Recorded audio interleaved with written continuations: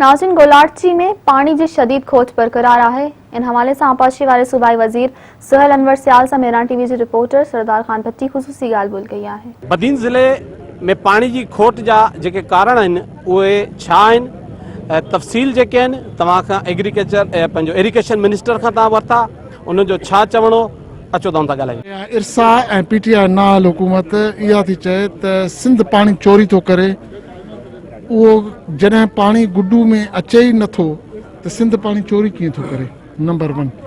Number 2, अॼु बि जेकॾहिं असांजी डिमांड पूरी कनि गुड्डू ताईं पहुचाइनि, तब बि जंहिं जाइ ते असां बीठा आहियूं 13 ॾींहं लॻंदा असांखे पानी पहुचण में। हिते पानी अञा ताईं असांखे गुड्डू में अञा ताईं न मिलियो आहे। अॼु बि तव्हांखे मां सॼी डेटा तव्हां सां शेयर कई आहे। अॼु बि असां शॉर्टेज फेस करे रहिया आहियूं।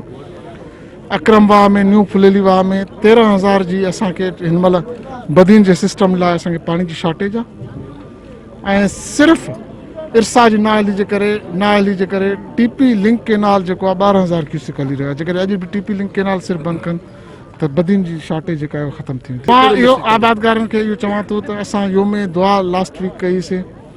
पानी जी मथे यज़ीद हुकूमत सिंध जे अवाम सां फेडरल गवर्नमेंट क़दर न कयो, उनजो तदारुक न कयो। पर ख़ुदा आहे, जॾहिं अलाह चवंदो आहे न त जॾहिं इंसान जिते खुटंदो आहे तो मां अलाह जी शुरू थींदी आहे हिकमत अमली।